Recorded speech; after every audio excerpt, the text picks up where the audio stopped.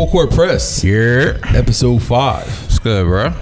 Almost got me there. Episode 5. It's moving along. It I feel is. like the week goes by mad fast. No, because it does. Whenever it feels I'm like that waiting because it for does. It's the only thing I look forward to. Luckily, my fiance don't listen to this, so we're all good on that end. But it's been a interesting week, to say. Some stuff went down that could kind of change something, but then again, it might not change nothing. It's crazy how much happens in the NBA, especially in the playoffs in like a week. Because at last week's episode, pretty much everyone had only played like 1 or 2 games in the second round, and now everyone's pretty much about to play game 6. Yeah, and it caught back up, so it's like, wow.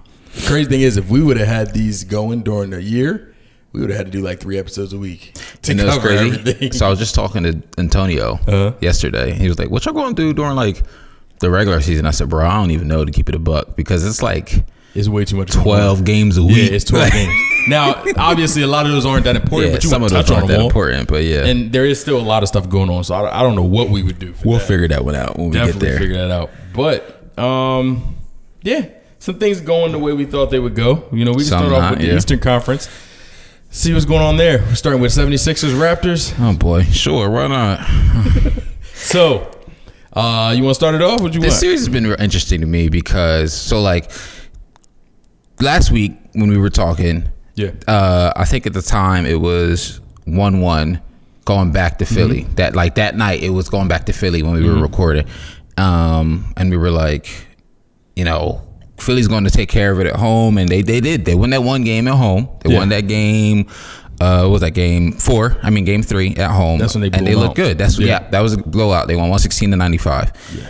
But then games 4 and games 5 happened, and in game 4, honestly, it was a close game. It was a really good game. Game 4 made sense to me. It was a close game. I didn't think they were going to be able to win both games at home. I didn't think the Raptors were going to go out like that. No.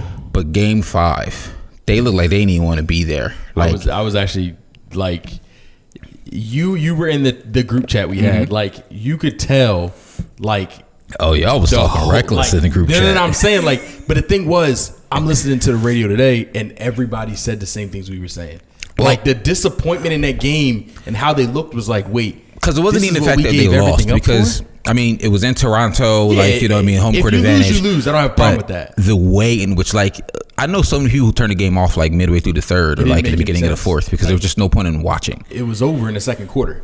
Yeah, pretty much. In the second quarter, when things started to roll the Raptors' way, it was kind of like, all right, we got to answer this, because if you wait too long and you get down by double digits, we don't really have that firepower the way we've been playing in the playoffs to pull ourselves out of a hole, and we just never got out that hole. It's just like they didn't really show up for the game. No one had the energy. They lost hope. What's the name said? Who was it? Charles Barkley said something very interesting. He was like, Embiid just looks like he's just like dead. Like, he just looks dead. Like, he was like, we walking in the arena, and like when you see him on the court, he just doesn't have any like energy. He doesn't seem he's not joking around. He's not smiling. He's everything just he does. there. And I'm like, well, I mean, partially that could be with him being sick, maybe. Like, I don't know what's going on with this. Apparently, that game he had his upper. That's the game he had his upper respiratory infection. The game before that, he had gastrointestinitis, which is basically the stomach flu. And then before that, they were saying his knees was bothering him. The past like 2 rounds or something like that. So like, I don't know what's going on. I don't know if he could keep better care of himself to avoid this. I think to a little extent, it had to be. Some of it has to be. You get sick from a cold, you can't do that. But like, there's stuff you have to do, and all the reports we've been hearing about him. He probably ate something that he shouldn't have been busy eating anyway. When they said his stomach was messed up, like, I said, you ate something. He went to Chick-fil-A again. He got something different this time, and it really messed him up. So I think from that standpoint, he just has to do a better job of keeping himself together. But like, speaking on that, like, we were watching it 3, 4, 5, the games we were talking about. Like, when I watched game 3, the one they won, I looked at it and said, this is what I thought the Sixers could be. Yeah. Like, when I watched it, I said, like, I understand it's a little bit fluky. I don't expect them to be able to beat the Raptors by 22 points or 20 points on a regular basis. I don't expect that. But to see them getting down the floor, everybody putting in buckets, Jimmy doing Jimmy, Joel being dominant, which we know he very well can be, everybody just chipping in and having a good game. Like, they didn't shoot out of this world well. They had a good game.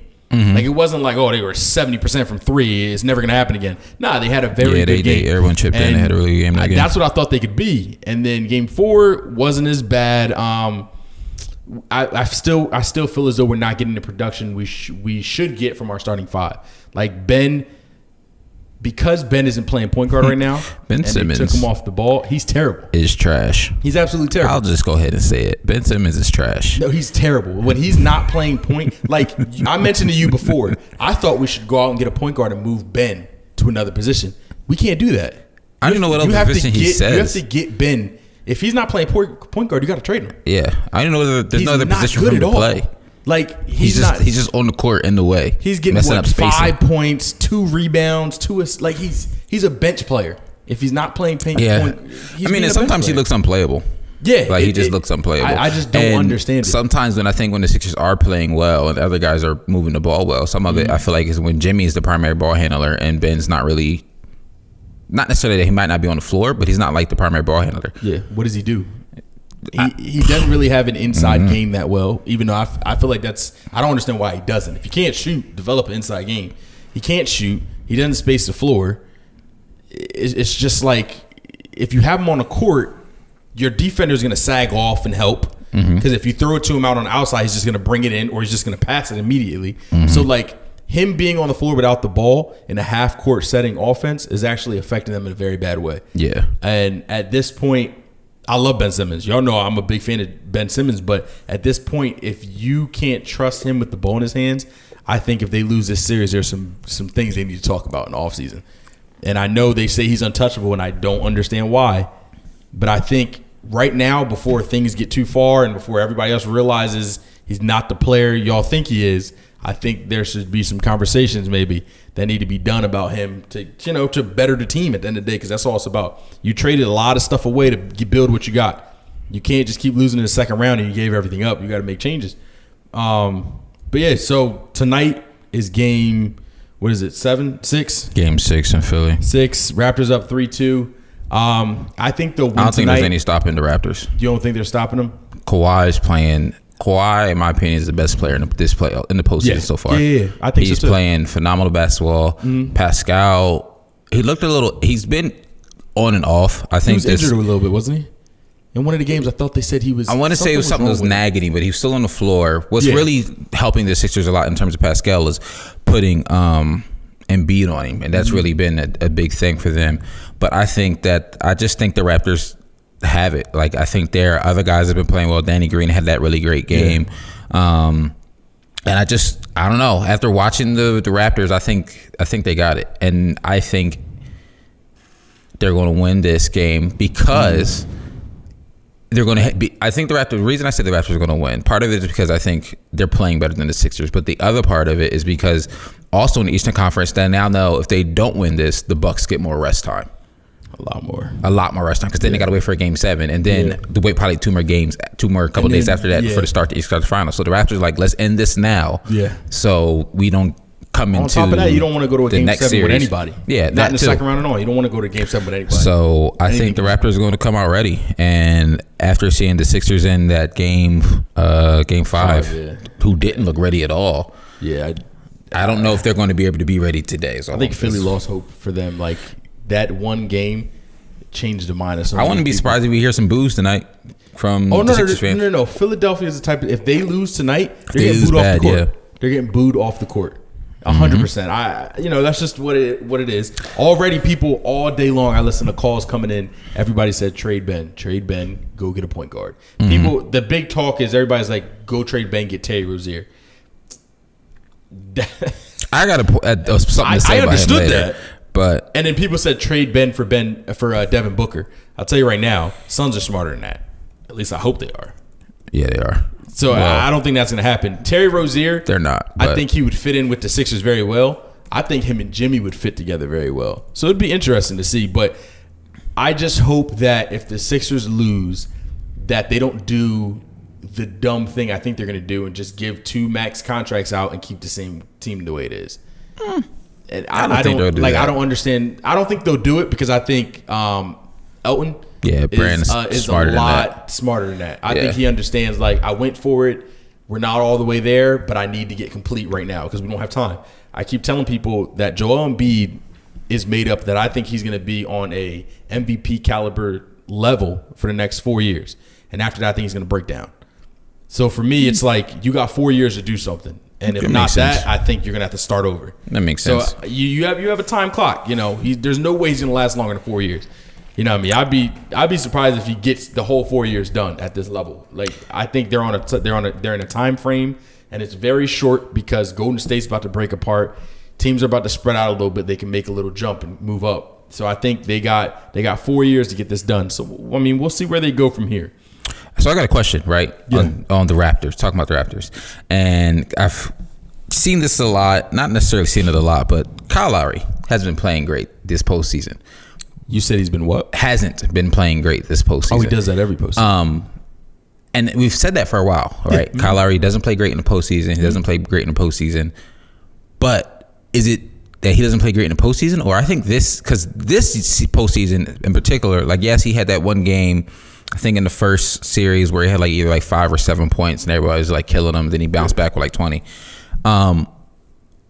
Is it just Kyle Lowry showing us who he actually really, really is? And he's not like the all-star caliber point guard we all think he is. And he's more so like, I wrote down this comparison, like a younger version of George, like a younger George Hill type point guard, like just a solid starting point guard in the league and not an all-star caliber point guard that I think the NBA kind of forced him into, because over the last couple of years, I'm thinking the last like 3 or 4 years when he's been an all-star, there was not really any other. There was not a lot of competition in terms of getting an all-star spot. That's what I'm saying. He was in the East. Yeah, it wasn't a lot of competition. Like there was Kyrie and there was John Wall. Like he just by default was the third all-star guard in the East. Like literally, it was Kyrie and it was John Wall over the last like 3 or 4 years. Yeah, and there was no other point guard to try to fight for that all-star spot. No, and so it makes me wonder, like. I understand what you're saying. I don't even know if it's like we realized. Is he really an all-star or is he just exactly an like yes, he's going to say he's an all-star, but I think it's more so by default, not because he plays at an all-star caliber level. Yeah, because where he's at. I've heard a lot of people say now he's not an all-star. Like people are saying he's having solid games.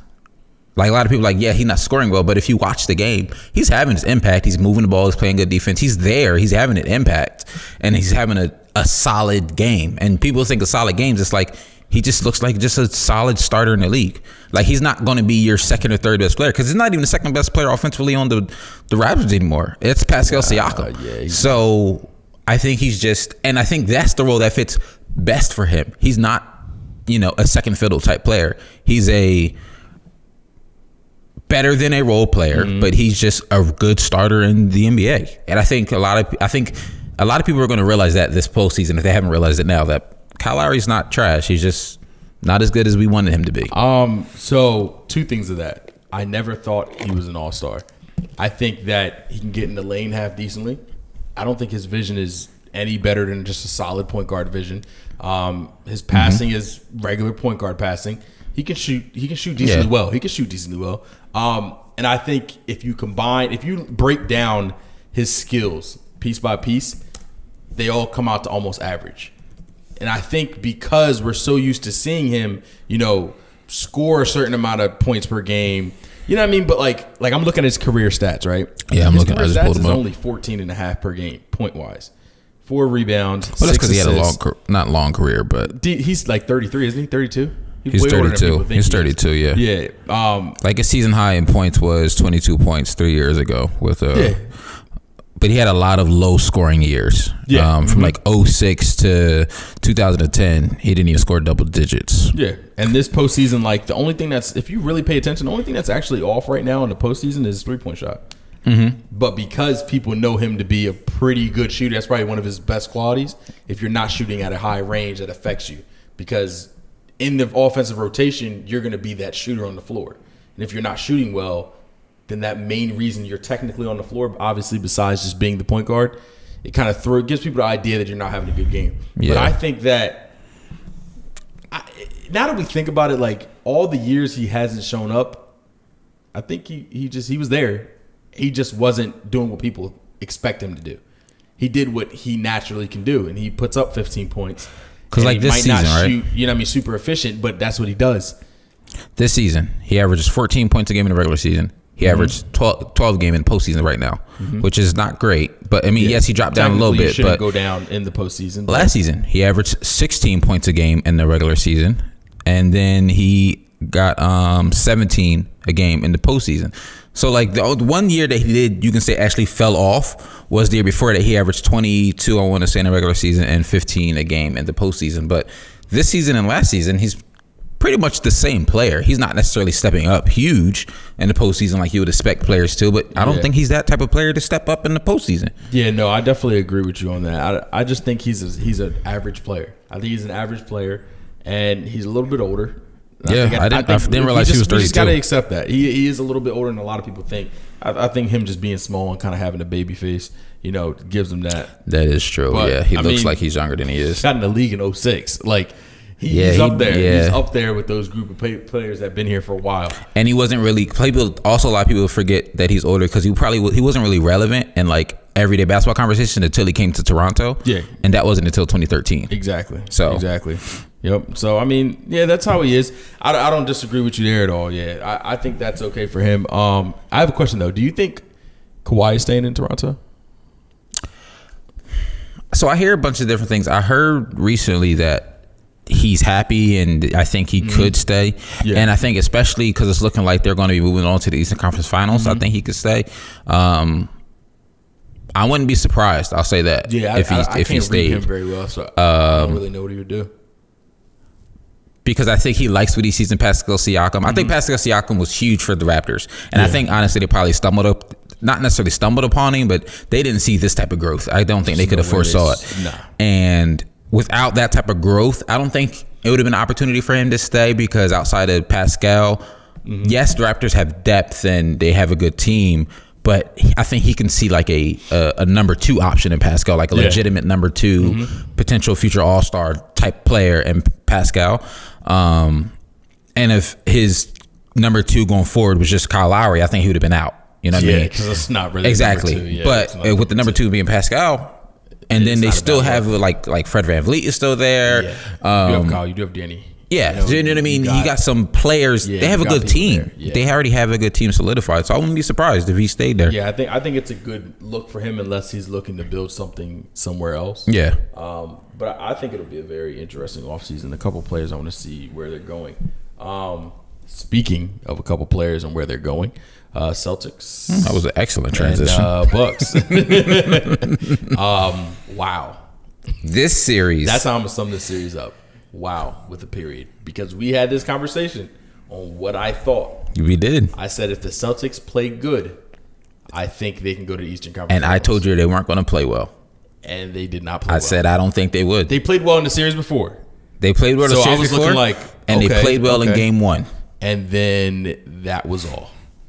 And they got dominated. Oh my God. I'm talking about none of these games were close. They didn't even matter. Like they were nowhere near the Bucks at all. Which is crazy because that's the team we saw last year to this year. Yeah. Nothing changed. And they're worse. I think a couple of things that changed was I think the mindset changed. And what do you mean by that? On the Celtics. I think to some extent I still think their young guys were just felt they were pushed aside. You know what I mean? I feel like the young guys were pushed to the side. I heard a little bit. Especially for, and not to put their whole chemistry issues on him, but a lot of it, I think, especially on Gordon Hayward, because I think maybe not a lot of the young guys, but I can see like a Rozier and, I mean, not Rozier, but Tatum and Brown, especially in the beginning of the season when he was starting over them and they were like, yo, we just took this team to the Eastern Conference Finals game 7. We did that. His leg was broke 3 days ago. You know what I mean? Kyrie was hurt too last year. I think part of that might have just been that. And then the other part of it was I think they had too many cooks in the kitchen. A lot of their guys, Kyrie, Tatum, Brown to an extent, and Hayward are people who create shots off the dribble. Yeah. People who operate in the mid-range. I mean, they're not necessarily spot-up guys. And it's not necessarily a bad thing to have too many guys who have a lot of guys who can create their own shot. Yeah. But it just didn't work for them, at all. And another part of it, that blew my mind was how terrible Kyrie was this whole series. I had no understanding of that. Like, so I looked up his stats. Kyrie against the Bucks, 20 points a game, 35% shooting from the field, 21% from three. I don't understand that. I don't understand. That's not the Kyrie I know. Like, and then what made it worse is, I don't know if you remember, but I remember like all regular season when they were going through their woes where they'd win 6 games and lose 4, and, you know, back and forth, Kyrie would say, you know what, it's fine. You know, we'll get there. As long as you get to a playoff, he kept saying, I'm a playoff player. Like, I'll turn it up in the playoffs. I'll show up in the playoffs. And then you go 2 for 8 in one game. And then the next game you go 7 for 22. Then the game after that, you go 6 for 21. And then in a game where he went 7 for 22, and the post game he said, that's the one he said, I won't shoot like that. Well, no. Yeah. He said after the 8 for 20, 8 for 21, right? Yeah. And he said, I won't shoot like that again. 22. Then was 7 for 22. And then he doubled down and said, I should have shot 30 shots. And I'm like, what are you saying? Yeah, I don't understand. But it's Kyrie's mind. Kyrie's mind is different than everybody else. Like, I watched this game, and it just made me question everything. Do you think they would have been better without Kyrie on the court? If Tatum and Brown had to step up, no, they wouldn't have won. No, they wouldn't have won. But I don't know if they'd been better. I just don't know what the problem is. I can't see Kyrie staying there. I don't think Kyrie can lead a team. Any real team that wants to win a championship, I don't see Kyrie leading. I just don't. He's not him the type by himself. That's not who he is. He's a bucket getter. He's not the type of person. A very valuable person. He's not a leader. I don't think he's a leader. And it's not a knock on him. No, it's not at all. It's not like some players just aren't that. And I hate saying this to somebody, but like, he was his best alongside LeBron. LeBron was a leader, and Kyrie was like, when we need these buckets, go get them, Kyrie. That was Kyrie at his best. It's not Kyrie by himself. I'm gonna get the team to that's not. Yeah. Like, no, I understand maybe that's what he wants to be, but in this world, you know what I mean? That's not who you are. I think he's his best when he's next to somebody who can take on the leadership role, and all he has to worry about is just going out and playing basketball every single night. That's all he needs to do. So I hope he takes that into consideration this summer, and he just doesn't say to himself like, no, I know what I can do. I'm going to go try to lead another team. I just hope he goes somewhere where you can just be the bucket. He's got to go somewhere that the team that has someone who can be level-headed and someone who can like rally a team together. Like, I'm trying to think of someone an example that's not LeBron, because he's already been with LeBron, and the first person that comes to mind that's not LeBron is Jimmy Butler. Yeah, actually, like Jimmy Butler, we've seen him like pull the Sixers together to like to calm the storm, to kind of be the leader, to be the steady pulse. I didn't even think about Kyrie to the Sixers. That's not what I'm not saying Kyrie to the Sixers. That's not what I'm saying. That's not what I'm saying, people. I'm just saying the type of $190 million for you, the type of player I can see Kyrie thriving with is a Jimmy Butler. Is a leadership type of person where Kyrie doesn't have to worry about that position. Exactly. Yeah. So I mean, I don't think he should go to the Nets. I don't think he should go to the Knicks unless KD is going to the Knicks too. He going to the Nets with Jimmy Butler. Kyrie and Jimmy Butler gonna be on the Nets. Watch. That could be true. Because if I'm Jimmy Butler, not to go back to the Sixers, but if I'm Jimmy Butler after seeing this series, I ain't staying there. Y'all trash. I'm not gonna say that. Y'all trash. Y'all ain't got no heart. I wouldn't stay. Y'all ain't got no heart. They don't have heart. Jimmy Butler's whole thing was why he was mad at the Timberwolves was he had a young like wing guy who couldn't shoot and didn't want to really play defense, and Andrew Wiggins, and didn't live up to his potential, and he had a big man who was always injured. Oh wow! Look at that. That sounds like the Sixers. Yeah. But anyway, back to the Bucks. I'm just saying. Like the Sixers. Wow. And Giannis has been phenomenal. Dominated, yeah. I said before, he's the most dominant player. He's not the best player in the league. He's not but MVP, he's the most dominant. But he's the most dominant player. Though. And I think whenever you game plan for the Bucks, what can we do to stop everybody besides Giannis? Why waste your time trying to stop Giannis? And the thing is, I don't know if they can even stop some of the other people. I think you can, but I think they don't have. I think you can only contain the rest of the players. Like your game plan. Yeah. At the end of the day, is Giannis doesn't need that much from the other players. If you can get 2 or 3 people to give him 10 points apiece, and everybody else just do what they do, that's all he needs. He'll put a 50 piece on your head any time, any game. He'll put a 50 piece on you, and that's all they need. And they have great D. So when it comes to scoring, they don't have to worry about scoring in the hundreds. They'll hold you to under 100. So it's a weird thing to try to game prep for. It's just weird to try to game prep because I don't know anybody else. Well, I mean, you kind of do where you just said, hey, look, don't worry about him, worry about everybody else. But at the end of the day, everybody else doesn't really need to be that great for them to win. And then some of the other guys on the other guys on their team are not bad players. Like they're good players who can also still get their own shot. Yeah. Like Eric Bledsoe and Chris Middleton can go get a bucket if need be from time to time. Yeah, they can go get a bucket. So they got a good team, and Giannis's ability to get to the free throw line, I think, is highly underrated. Underrated. His ability to get and ones at like a ridiculous rate because a lot of people are playing him off ball, and he's just going at him with a full head of steam. He hits that one like spin move that he does at like the free throw line. Everybody swipes down for the ball. Everybody swipes, and he's like, "I dunked on you." Like you swipe, and he does it so like you easily, him and he just does it so effortlessly. Yeah, it's actually crazy. Like just from watching the game, just watching him is like every time he starts dribbling. He gets to the 3-point line, and he puts his head down, it's over. It's a bucket or it's a foul. Either one. So my question, right? If you're the Bucks, regardless of who we think is going to come out of that Raptors-Sixers series, if you're the Bucks, who would you rather play?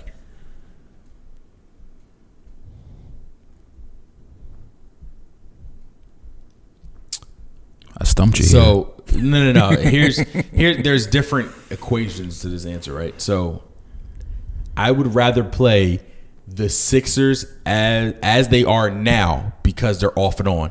The Sixers, as they were during the season where they were kind of just at a nice pace, I don't want to play them because I think they could beat the Bucks. You're not going to see them. That's why I said play the Sixers because you're not going to see them in the playoffs. They've been too wishy-washy. I'd rather play them. But if it was the Sixers that were consistent, I don't want to play them. This sounds like your Celtics argument. The thing is, the difference with the Sixers is like they were literally consistent until this problem came about where you took the ball out of Ben's hands, and now it kind of threw off how the team operates. But I understand why they took it out of Ben's hand. I don't know if the Sixers were ever really consistent, but they were always consistent. They won almost 60 games. That's a consistent season. Winning 60 games is a very consistent season. And I mean consistent in terms, you can win games, but I mean consistent in terms of how they won those games. Like their lineup was different a lot just because of injuries and players not playing together and things like that. So but that's not. I can't blame inconsistency on Joel Embiid being hurt. Not even just him, but that's what I'm saying. So if I'm the Bucks, I'd rather play the Sixers because I know the Sixers are going to be trash. Yeah, I mean that's almost given. Like the better team, not on paper right now, is the Raptors. And that's just what it is. It is what it is. Out of those two teams, I honestly don't know. I really don't know who would win that series. The Bucks and the Raptors, Eastern Conference. I don't know. Very close. I think it would be really close, and I think it could go either way. And I would understand why it went to whatever team it went to. But I can't sit here and say, "Oh, the Bucks are winning that for sure." I can't say that, and I can't say that about the Raptors either because I don't know how they would handle Giannis. I think it would take the first two games for me to really see how they're game planning. Yeah. And then I think I can make a conclusion from there. But I think it's going to be super interesting. They're definitely the two teams I think you're going to end up in there because the Sixers aren't going to win this. But I think that'll be probably the best game to watch out of everything. So, yeah. West Conference. Before we go to the Western Conference, right? Yeah. So two things about the Celtics. One, like I said, I don't know what happened to Gordon Hayward. I don't know what you do with him this offseason. I don't know if you try to trade him, keep him, whatever. I don't really know. How big is his contract? Because they gave him a little bag, right? It's hefty. Does anybody want to take on that bag and get like a... Probably not, so you're stuck with him. Yeah. The second thing is, did you see what Terry Rozier said after the game? Terry Rozier doesn't fuck with Kyrie. Excuse my language. Well, no. He doesn't like Kyrie. I don't know if it's not he doesn't like... He's just angry. Like he says like I've sacrificed the most out of like all the other guys. Like I don't even remember him. Like he played a little bit. I said Jimmy would, but I can't even really remember him on the floor hardly ever because they let Kyrie take over a whole game and they wouldn't put Terry in that much. Dog, I'm trying to tell you, people When they brought up the idea today of trading Ben for Terry Rozier, I was all for it because I like Terry Rozier. I watch a lot of weird basketball moments. Like I'll be telling y'all about I'm watching summer hoops, basketball players at UCLA playing ball. Y'all like, yo, where do I even see that at? Terry Rozier is killing people in the gym. Like but I'm not talking about average people. I'm talking about you're going to the D1 schools playing D1 players playing the whole Oklahoma City Thunder team is there. Russell, PG, all them is there. Harden comes by. You know what I mean? All these people come there and play ball. He's killing people. He puts in so much work. And it's videos are out there. And it ain't like, yo, he's shooting it and I got a clip of the screen of where the ball went in, but I don't see him actually shoot it. Nah, I'm watching him put in work. Missed and makes. I watch him put in work, and I think he wants to prove himself. He's a restricted free agent. You think the Celtics are going to match your offer, or are they going to let him walk? Depending on what offer people give him. I think they'll let him walk if people give him a decent offer because I don't think the Celtics see him as anything more than a bench player. I don't think they're going to say, do they keep him if Kyrie leaves? I don't know. I don't know.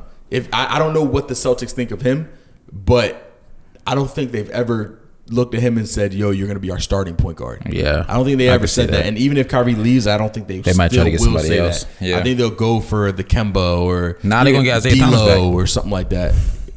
Absolutely not. And he's in purgatory right now, but we'll get to that a little bit later. But yeah, so I don't know. There's a couple of point guards I think are better than Terry Rozier right now available. That makes sense. But I think that for a team that doesn't need an all-star point guard, Philly, and they just need a point guard that has heart and that can get his own bucket, I think Terry Rozier would be a great choice for him. And the Celtics will not match anything probably more than $10 million a year. I don't think they're matching anything more than $10 million a year. I can see, yeah. And that's not even really that high, reasonable. But they're not going to match that. That sounds reasonable. Yeah, they'll give him a little something, but he's not getting a bag from anybody for that matter. But, props to him. I hope he keep working hard and he finds himself a good team and he's successful because I do mess with his hustle. I like it. I like it a lot. That's all you had on that? Yeah. All right. So Blazers Nuggets. So I just want to touch on it real quick. Yeah. That feels like it feels forever ago. That 4 overtime game 3 was crazy. That game had me on the edge of my seat. That game was actually insane. And that game also had me extremely nervous for the Nuggets because I'm like, Jokic just played an hour. He gonna be trash the rest of the series. Yeah. And then they win the next 2 games. Yeah, I don't understand. And then game 5 was just, oh my gosh. It was like the Blazers looked like they didn't even want to be there. Yeah, I mean, they didn't even lose by that much, but it was just... Well, in game 5? Yeah. No, it was 124-98. Oh, I'm bugging. Game 5, they got worked. Game 4 was close. That was the close game. 4 was close. Game 5, they got worked. Game 5 was the one they got blown out. You are correct. I honestly, I'm so... You know who I'm really surprised at in this series? One, Dame for not cooking. Not super surprised, but... Who's guarding him? It's not Murray, is it? I want to say it is Murray that's guarding him. Part of it is Murray's guarding him. The other part of it is Murray is active and playing well. Yeah. So that's what Dame has to also play defense and expend some energy on that end. That's what I was actually surprised at, is how well Murray's playing. Right now. This deep in the playoffs, well he is. I knew he was a decent player, but I didn't think he was. I'm gonna tell y'all this. That player. I'm gonna tell everybody this. The whole world is saying this. The whole world is shocked by the Nuggets.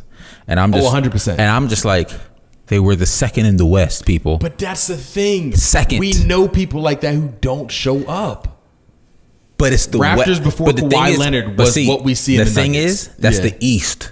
Yeah. They playing no offense to these teams now, but because they're good now, but they're playing the Blazers they were playing the Pistons. They were playing the Nets. They were playing the Orlando Magic. They're playing those type of teams. But I mean, the Blazers before this year, bad teams in the West would be good in the East or decent in the East, and they're still second in the West, and we're first in the West for a good chunk of the season. Yeah. They never really dipped below third. But I just didn't. I took that with a grain of salt.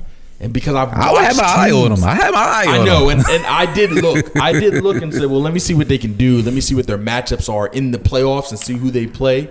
And they can probably maneuver their way up. Yeah. But they've done what we expected them to do. Mm-hmm. They said, look, we're going to show you that same team you saw during the season is the same team right now, even in postseason. And they've been balling. As much as I wanted the Blazers to play the Warriors, you got to earn it. If you ain't beating the Nuggets, then you ain't earned it. That's just what it is. And part of it, Dame hasn't really had like a Dame time moment. That's what I was just saying. Which makes you wonder, he must have, I don't know how much, but he probably spent a lot of energy in that Thunder series. I think he did. So but I just wonder if he has enough left. Or part of it was they played that first series with like such a chip on their shoulders, like such like anger and like, you know, not wanting to be quote unquote embarrassed again. Yeah. And do you think that motivation is a little bit lost? I don't know if it's lost or not. I just wonder. It makes me just wonder. You know, Game 6 is in Portland tonight. Mm-hmm. So and that's the thing. If they win this game, we're having a different conversation because now it's tied up 3-3, and everybody's going to forget about the embarrassment of Game 5. The reason it looks so crazy for them right now because all the other games this series were crazy close. Like a shot or two here, a free throw or two there, and we're talking a whole different series. Game, But just how they lost in Game 5 and how confident the Nuggets looked in Game 5 makes me just wonder what happened. What happened with the Sixers, and it changed your mind about what the heck is going on. Also, Paul Millsap is hooping. They have no answer for him. That's because I don't think they game plan for Paul Millsap. He had 21 points in Game 4. Yeah. He had 24 points in Game 5. He hooping. I don't think nobody game planned for him. It's great. I don't understand it. Like, for me, from a Blazers standpoint, he lost some weight from what he used to be when he was younger. Said, you know what, man, I'm getting a little bit older. Let me do something right quick. Let me get to nutritionist. You know what I mean? Let me get on the treadmill. Let me do something. He looking good. Yeah, but I think from the Blazers standpoint that we have to get production outside of just Dame. And like I said before, I think that their offensive scheme is Dame goes off. Now going off doesn't mean he has to drop 50. But he has a very good game, and everybody else, CJ usually puts up about 20. Yeah, CJ bench puts up 20. And the rest of their starting just puts up their regular numbers. I think right now Dame's averaging his 21 this series maybe, and then everybody else is kind of just Dame's not underperforming.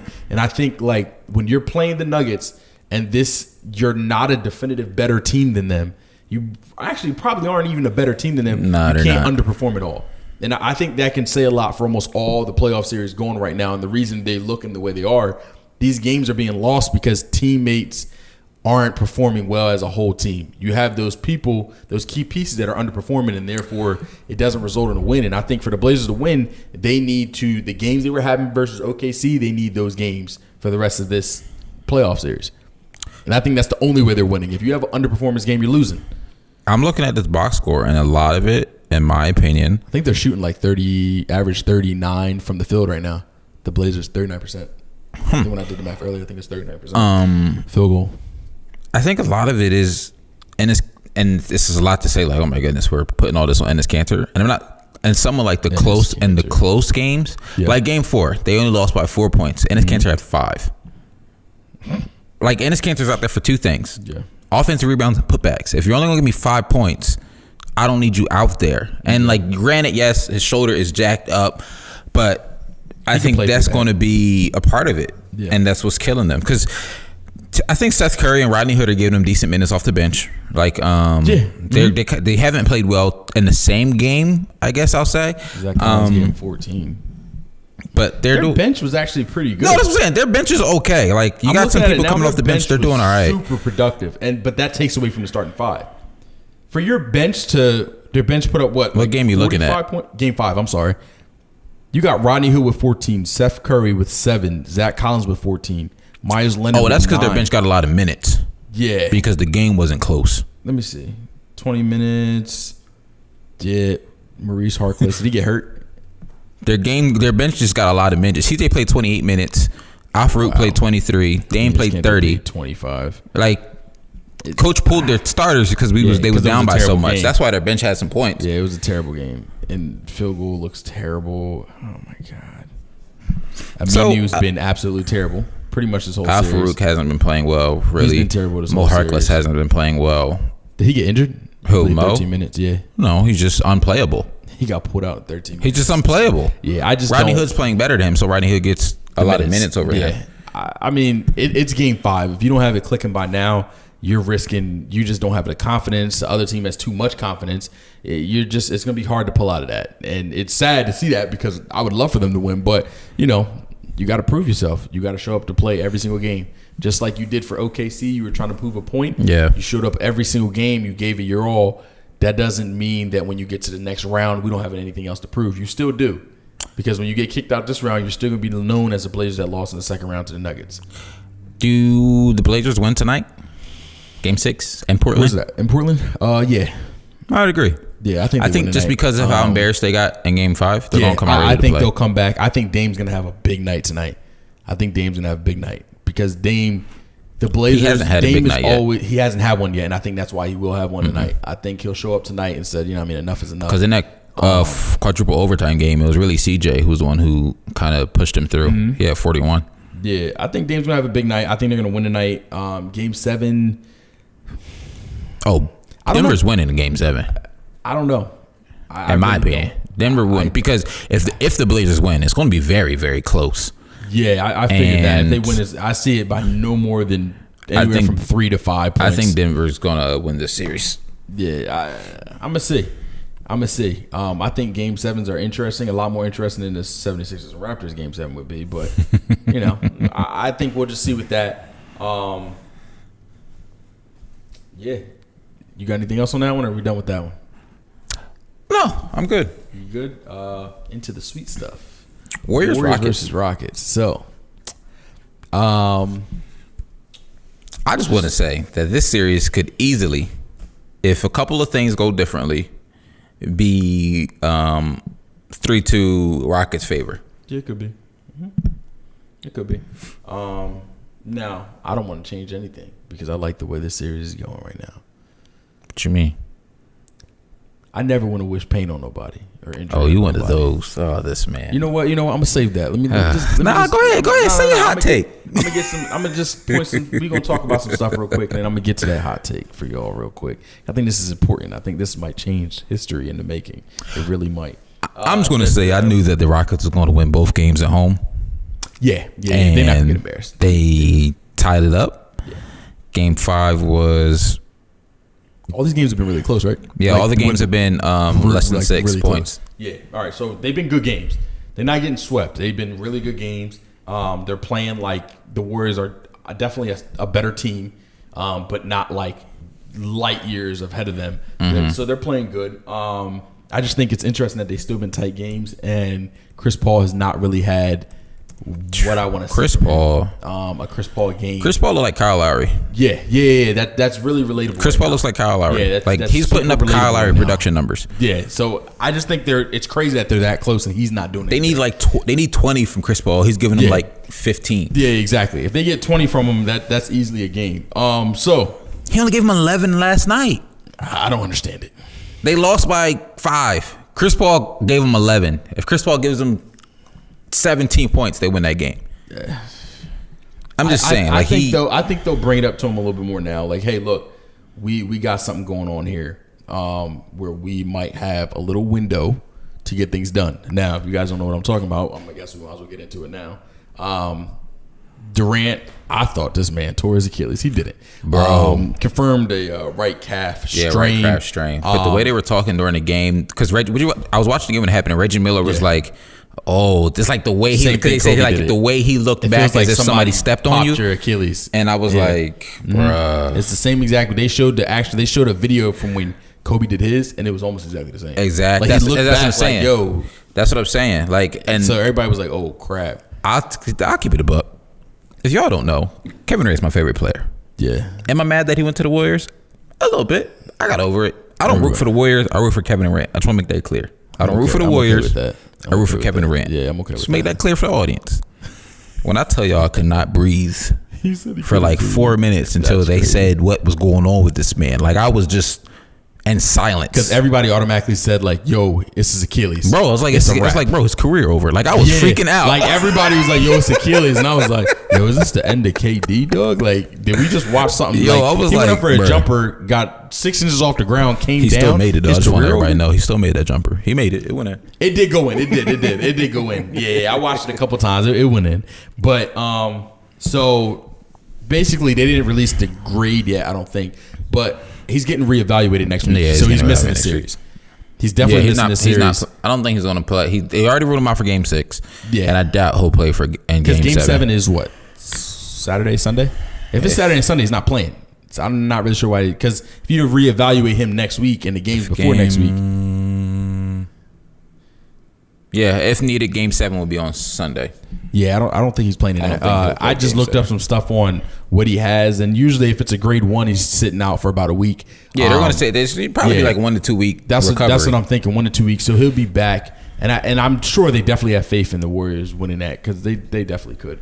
But I think it's a window. Oh yeah, that the Rockets need to seize this opportunity. Yo, listen, like I think they need to sit down and say, you need to give it your absolute all. I mean, because to keep it about Kevin Durant is what made the Warriors unbeatable. Yes, like adding him to that 100%. That's what made games unbeatable. A little bit unfair. Without them, it's like they're still what they used to be, and they still have won a championship with the same core they still have. KD is a team that would have lost to the Rockets last year, and that lost to Cleveland. So without KD, that's a team that can lose.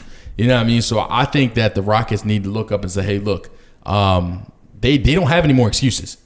That's just all it is. The Rockets have no excuses. None. There is no excuse. Nobody's hurt. They don't have KD.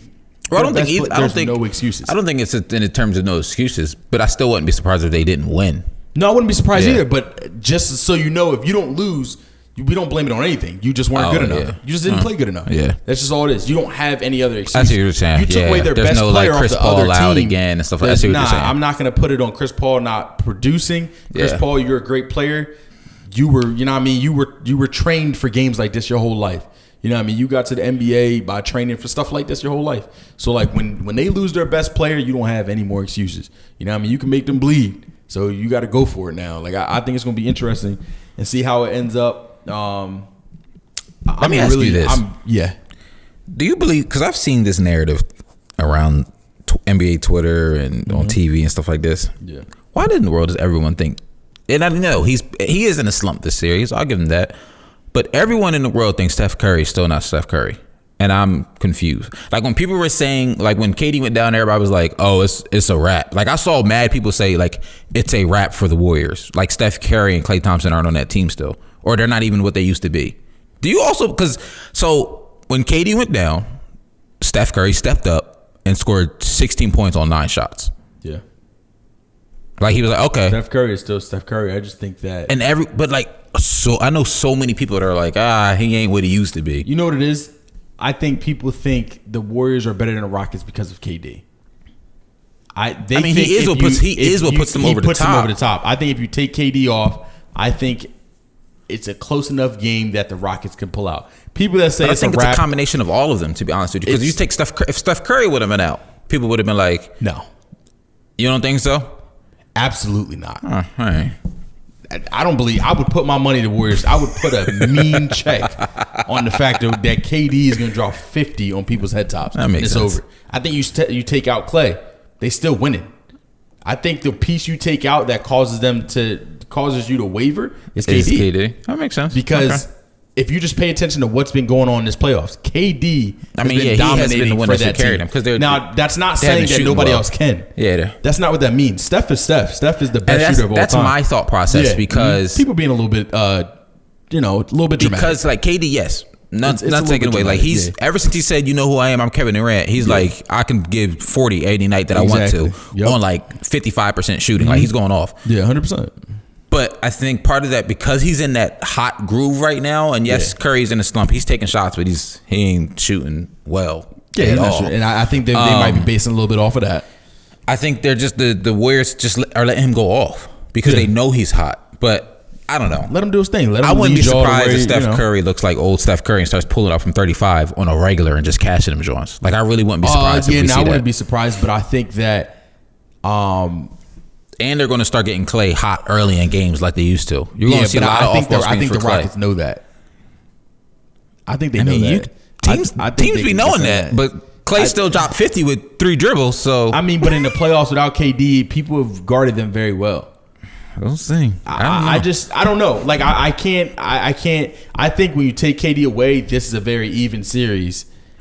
Even yes. I think it's an even series, and I think the Rockets might win it more. Even I'm okay with. I just know a lot of people who were saying that's dramatic. It's over for the Warriors. That sounds crazy. And I'm like these are still crazy to say that about like Steph, Clay, Draymond, who's looking like almost like old Draymond again, looking with the energy. These are champions without KD. So I don't know. That's a little bit dramatic, especially because this isn't the Rockets team they had last year. This isn't the same defensive team they had last year. I know, and that's what's weird about this Rockets team. Like part of me is like, I didn't think they'd miss Trevor Ariza that much because he's not doing much right now. But sometimes I wonder if they miss those type of players, like they miss the players that they had, because defensively, I just don't. They're not the same at all. Not. Like they're passable, like they can get by. Yeah. But I think now if this team was a team from last year, I would say it's a wrap. Yeah, last year's team. If it was a wrap, because I think they could defensively. Yeah, last year's team they could have did it a lot better. Steph and Clay, I don't think they can guard them, but they can contain them. They'd have been able to match up a lot better. It would have been pretty much over. But I just think it'll be very interesting now. At least I hope it is. Like if they come out and lose the next game, I'm gonna just be like, what in the world? Who, the Rockets? Yes. I'll just be sitting there. No, the Rockets will win at home. They have to. Yeah, that's why I would be super confused. I can't imagine it. If they lose that game, I'll just be looking like, I'm done. Like, if KD leave next year, I don't think it changed anything. If they win next game, I'll be like, yeah, I'm done. I'm officially done with the NBA. All right. But no, it's not going to happen. They're going to win at home. They're going to win at home. You know what I mean? Travis Scott going to be in the building. You know what I mean? So, they're going to win. Nah, Kylie going to have him in some event. He ain't going to be there. Relax. He showed up. He went all the way to Golden State to support his team. Yeah, but he wasn't in Houston because he was at the Met Gala. He knew he wanted to be in Houston. You were right. He was out there near her crib. I mean, I would be too if my wife had all that money.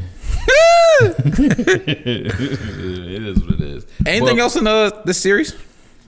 Shout out to PJ Tucker. He's playing great. He is. Sneaker game on fire. He's playing great. The Rockets are running 4 guards and PJ Tucker, and it's working. They're literally running 4 guards and PJ Tucker. The Golden State Warriors don't play that big either. No, they don't. So that's why it's working. But Kevin Durant is still like a foot taller than PJ Tucker. Yes, he is. And that's why KD's been dominating. But I think for the most part, let me see. No, I think we're done with that. Couple things that's been going on. I'm gonna touch on real quick, bro. Can we talk about Ty Lue first? Yeah, let me talk about it real quick. Let me let me tell you what's going on with this whole story is hilarious. Let me tell you what's going on. I just want to share that he had a Lakers cape, which I thought was the first beautiful thing that came out of my thought process when they said, "Yo, the talks ended." I said, "Wait." I said the other day, me and Hawk was looking at the picture. It was Ty Lue's birthday. It was a Lakers cake. Yo, you texted me a screenshot. He was like, "Yo, I said, did you hear about a contract already?" I was like, "No contract." Nah. But now I hear the contract they wanted. The Lakers was like, "Nah." Well, because the Lakers wanted to sign him for 3 years. 3-year, $18 million. He wanted 5 years. But you know why they wanted 3, right? Because it coincides with LeBron's contract. They don't really want him as a coach. Yeah, they want him as the LeBron. Exactly. And Ty Lue's like, I don't want to be the LeBron here. I want you to hire me because I'm a coach. Yeah. I want to be here when LeBron leaves. He's like, yo, I'm a championship pedigree coach. Exactly. Like, you got to respect me. Yeah. And I understand completely why he did that. They're treating him like he's an assistant coach. That's what they're doing. They pretty much say, you're not going to bring your staff here either. Yeah. So they're telling him, look. They were trying to get Jason Kidd on the staff. Basically, they looked at him and just said, man, look, you're here because we can't control LeBron. And that's the only reason you're here for it. Now, me, as a coach that went to the Eastern Conference Finals, 2 times, 3 times? I think 2. I think he only coached 2 of the final seasons for LeBron. Yeah, 2 or 3. And a championship, you're not going to disrespect me like that. Yeah. Like, you're not going to hire me as just somebody to contain LeBron, and that's it. Because they don't want his coaching staff because they don't really care about his coaching. Nah, you're gonna take who we got here. So you lost out on Monty. Ty Lue, you pretty much had a contract without the actual signature. You had the Lakers cake, but you didn't give him the 2 more years you wanted. What's going to hurt? When LeBron leaves, you're going to be trash again anyway. Let him be the coach. If you want, fire him. That's what I was saying. Just fire him. NBA coaches get fired every day. Just fire him. Give him the 5 year and fire him after. That's what I'm saying. You don't got to guarantee the whole check. Just fire the guy. You need a coach. That made no sense to me. You're going into the offseason with a disruptive front office. And you know what happens when you go into the offseason with LeBron and your front office isn't together. You turn out terrible. So it's too much riding on this offseason for y'all to go into the offseason with no coach, none of this. Like, come on now. Like, this is crazy. It's so crazy to me that they did that. Like, I don't understand. I think it's completely disrespectful. And I don't even like, if they don't find a coach that makes sense in the next, like, month, if not less. Yeah. I don't know where they go. I don't know where they go from there. So speaking also, we don't have it on the notes, but we didn't talk about it last week. Of the Lakers organization being dysfunctional. And remember when Magic sent that tweet, all things will come, like things will come to the light or whatever? Yeah. Did you hear about, this is kind of like old news. It came out April, like last week in April. How Jeannie and Rob Pelinka CC'd, I guess they forgot they added Magic to the emails. That was like being critical and basically saying Magic is trash. They were going like back and forth to each other, and they didn't know Magic was on the email thread, and they was talking smack about Magic. I didn't see that. So it was like all over the place. And a lot of people are saying that's part of the reason. Like he just was that is the reason, didn't tell nobody that he stepped down. Like look up Magic Johnson and then CC emailed. So this is crazy. So I did look up what you said. So yeah. And it's pretty much saying like he was CC'd, they were super critical, and that they think that's what caused the abrupt step down. And when he talked about backstabbing, that's what he was talking about. Might have been referring to. That's what he was talking about. I'm thankful for that. And let me tell you why. I so thought LeBron had something to do with this. Like I was like, come on, dog. Like everywhere you fucking go, like somebody has to step down and be like, oh, and like everybody was like, yo, LeBron did something crazy. LeBron basically told him like, yo, if you don't get AD, I'm getting you up out of here. Had nothing to do with him. I'm so happy for that. Has nothing to do with LeBron. I don't want to hear nobody's mouth, but LeBron has nothing to do with anything going on right now. I'm happy to hear that. But that's actually insane. That's wild. That's crazy. One, learn how to send an email. That's what I'm saying. Let's get to that. Two things. You don't send it to one person. There should be no CCs in that column. Two things don't either happen. One, they don't know how to send an email, and they probably started to talk to each other on an already created email chain that he was on, and they forgot. Or they just was rude and said, yo, CC him on this so he can see it too. I'm assuming it was more so the first one. Because if it was the second one, it'd be like, yo, look, I don't want to fire him, but let's just see what he do if we throw this at him. Exactly. Which that's, oh my God, was crazy to me. Well, in other news in NBA circles, as you know, we all watch First Take. Sometimes we like First Take. Sometimes we don't like First Take. Did you see Max Kellerman?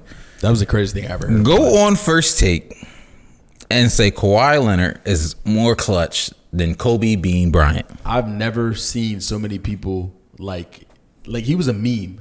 Oh yeah, like people was like, "Yo, this man." People was saying, "Get him off the air." Greatest drug supplier of all. People was like, "Get him off the air." No. I think like y'all need to do something about that. Like that was wild. I'm never gonna call for another man's job, but like you can't say something that crazy, wild, and just keep doing your job. Somebody gotta say, off the set. Look. You gotta relax. Like, stop saying stuff. We understand. If you got your own opinion.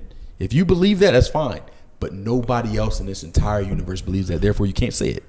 It's wild. Like this, I was just sitting there like, what are you talking about? Like, what are you? It'd have been different if he said like, and I'm not even saying backgrounds and facts. Exactly. It would have been even slightly different. Still kind of crazy, but slightly different if he used just the simple word potentially. Like Kawhi Leonard could potentially be more clutch. You could almost say that about anybody. He could have been like potentially, whatever. Potentially. All right. I don't think so. He still got some backlash. Yeah. But he just said definitively like, Kawhi Leonard right now was more clutch than Kobe Bryant in his whole 20-year career. Yes. Sounded insane. Because he said right now. Yep. Not future Kawhi. Kawhi right now. What does he have? One ring? Yes. With the Spurs. Yes. That was led by Pop, and a lot of great players were still on that team. He got the MVP. And that was young Kawhi. He was good, but he was not dominant. He was good. He got the MVP, you know what I mean? That's what Max wants to say. He playing with a bunch of old heads, you know what I mean? He held the load. He was dominant. He's on a very good team, well-rounded team. But, like, to say he's Kobe is crazy. Yeah, he was wild. He's crazy talk. Like, bro, he was injured the year. When he, like, between that championship and right now, he was just nothing. He didn't really have anything. He had a great year right after. Was the championship? They won a championship, and then they had some couple of good years.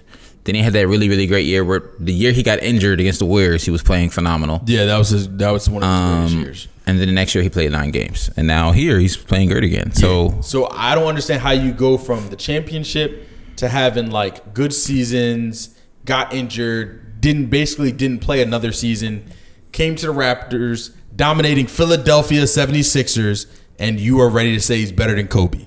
Whew. Because everything I just listed is correct. Hot takes, bro. People be needing ratings, clearly. I don't understand. ESPN needed some ratings. Like, I want to rewatch the video because I only saw a clip. Oh, I watched the episode. But like, I had to watch the whole episode. What facts did he list that he agrees? Because Jay Williams was like, give me moments. Give me an example. Besides that, what you go ahead and name? I'll name the one championship. The only one he had was the one championship, and he didn't even really talk about clutch. He just talked about him playing defense on LeBron. I mean, it's not really that hard nowadays. Well, I mean, at the time, then it was hard. Yeah. That was Miami, Brian. It was 2013. But I'm not going to take like a guy who played good defense on LeBron for what, 1 or 2 games? Because I know he didn't play good defense on LeBron the whole series. LeBron got his. If he did and LeBron put up 30, I'm not calling it good D. Because people said Ben played good D on Kawhi when he dropped 35, which is crazy to me. People was like, yo, Ben doing a better job than Jimmy Wood. I said, I mean, he might be doing a better job, but Kawhi still dropping 35. But anyway, Max Kellerman, he be wilding. It just sounds I just wanted to share that story. We're going to drop that and just not even speak on it again. We're just going to ignore Max every time it's his turn to talk. Max knows boxing. He needs to stick to that. Yeah, he knows a lot about boxing, but whenever he talks about basketball, he literally makes crazy statements. But this one by far is the craziest thing I ever heard. Paul George, Russell Westbrook get their surgeries. Crazy. Like, I'm like, dog, was y'all season that crazy? Like, I know y'all had to get surgery, but I tried to tell y'all Paul George's shoulders was broken. I mean, we knew his shoulders was messed up, but I was like, dog. Like, I knew his shoulders was messed up. But it didn't really show in his game that much. It did, though. He still put up numbers, but the way it showed up in his game was the fall off that he had. The way he went from being in MVP conversations to, Paul George is shooting. He was shooting horrible. Yeah, but when it came down to not playing the elite defense that he used to be, like, yeah.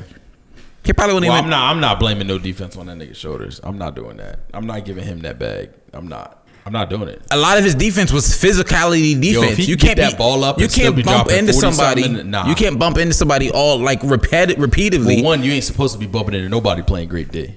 Come on, call that offensive. They gonna bump into you. You just got your body in the way. My point is, I'm not. He was injured. But yeah, I wasn't surprised that they both had surgery. Yeah, Paul George had surgery last year when he got done with the season. Paul George probably gets surgery all the time when he gets done with the season. Both shoulders getting done. Yeah. Westbrook ligament in his left hand and his right knee. His right knee, he gets surgery on his knee all the time though, because he gets orthoscopic on his knee. On his right knee, yeah. He's getting that. So we'll see where they go. I thought it was a super disappointing exit for them this year. It was similar to what happened to the Blazers the year before. Because remember when we talked about our playoff run, I said, man, they could be that team with their schedule to be matched up against the Warriors. Yeah. Because the Rockets were on the opposite side of the schedule.